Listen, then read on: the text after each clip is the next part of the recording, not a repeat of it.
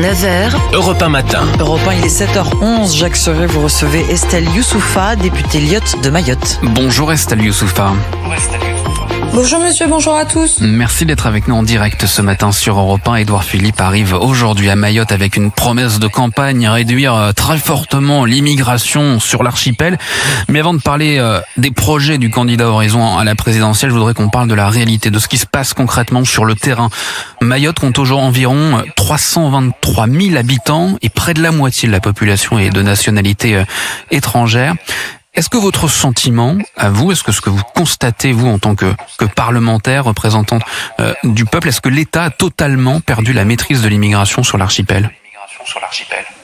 Je pense que le constat à Mayotte est un abandon total de la question migratoire, mais aussi de toutes les obligations de l'État, puisqu'il n'y a pas de reconstruction à Mayotte après le passage du cyclone Chido. Vous avez eu dans l'Hexagone une énorme mobilisation, une solidarité inédite envers Mayotte, qui n'a pas trouvé de relais au niveau de l'État, puisque oui, l'État a procédé aux opérations de secours, qui est quand même un minimum. Il y a eu beaucoup de communication politique autour de l'effort pour la reconstruction, mais sous le gouvernement Bayrou comme sous le gouvernement Lecornu, il n'y a pas eu un sou qui a été dépensé pour reconstruire Mayotte. Attendez, vous voulez dire que depuis près de 2 ans, il ne s'est rien passé ?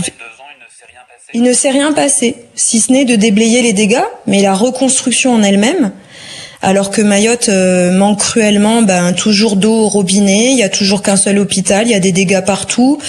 Là, il y a encore des écoles qui sont en réparation pour la rentrée, les élèves sont toujours en tour d'eau.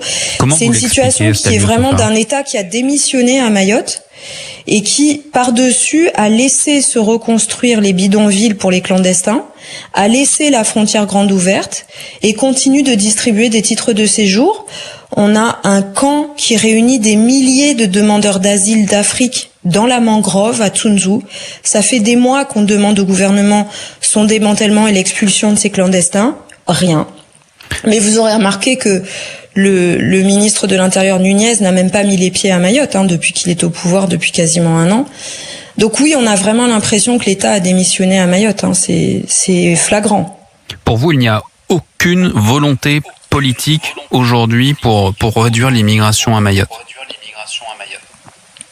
Ah non, je vais vous dire, en fait, il y a quand même des signaux qui sont importants.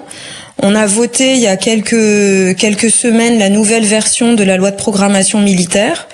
Nous, les élus de Mayotte, on demande une base de la Marine nationale pour mobiliser la Marine nationale pour protéger nos eaux territoriales.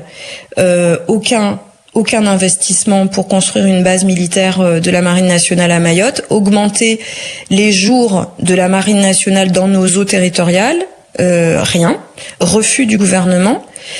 Mayotte, c'est quand même le seul territoire français habité revendiqué par une puissance étrangère, les Comores, qui instrumentalisent les flux migratoires pour déstabiliser notre département. C'est une situation migratoire gravissime qui est semblable à celle de Ceuta et Melilla, puisque Mayotte, c'est une porte d'entrée vers la France et l'Europe, qui est à 500 kilomètres de l'Afrique.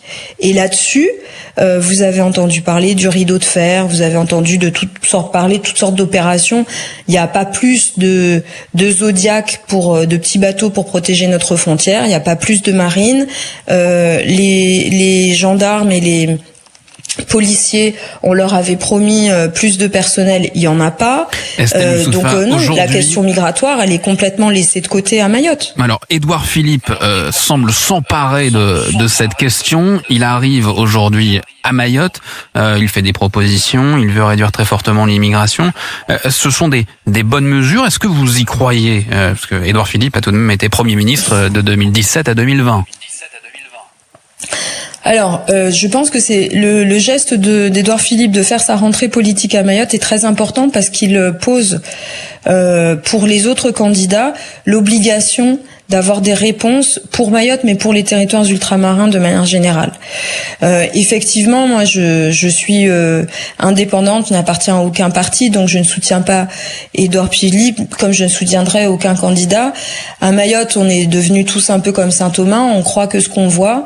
En l'occurrence, les promesses, c'est bien. On a aussi à l'esprit que lorsque Édouard Philippe était Premier ministre, son gouvernement avait proposé la fin du visa entre Mayotte et les Comores. Un visa, c'est quand même pour marquer une frontière, donc ça avait été un message qui avait très très mal reçu localement. Et puis, quand il y avait eu le mouvement de 2018, le gouvernement d'Édouard Philippe avait proposé 1,6 milliard sur la table et cet argent ne s'était jamais matérialisé. Donc, Édouard Philippe, c'est la première fois qu'il vient à Mayotte et c'est un voyage important pour lui, mais aussi pour Mayotte, parce que on va écouter ses propositions. Je pense que la vision qu'il développe d'utiliser la circulaire sur l'immigration, les nouvelles possibilités qu'offre l'Europe de construire un centre en Afrique pour accueillir les migrants qui seraient à Mayotte, je pense que c'est une mesure qui est importante, qui est novatrice. De la même manière, de dire que s'il était élu, il n'y aurait pas de régularisation à Mayotte, ce serait un message important. Il y a quand même le volet de protéger la frontière qui est absent de ce qu'il nous a fait savoir par voie de presse. On verra, là, il vient d'arriver, il me semble, à Mayotte, donc il a 2 jours pour nous expliquer comment il voit la lutte contre l'immigration clandestine, mais pas que. Il y a aussi les questions d'emploi, il y a aussi les questions de production d'eau. On a toujours beaucoup de coupures d'eau à Mayotte. Mais vous allez aussi accueillir dans les prochains jours, la semaine prochaine, le Premier ministre Sébastien Lecornu. Comment est-ce que vous interprétez le fait qu'un candidat à la présidentielle, puis le Premier ministre, en l'espace de quelques jours et en cette rentrée politique, viennent sur place ? Le Premier ministre, j'avoue qu'on est très surpris à Mayotte parce que le bilan de son gouvernement est quand même nul à Mayotte. Donc, comme il n'y a pas de reconstruction, j'ai du mal à comprendre ce que vient constater le Premier ministre Lecornu.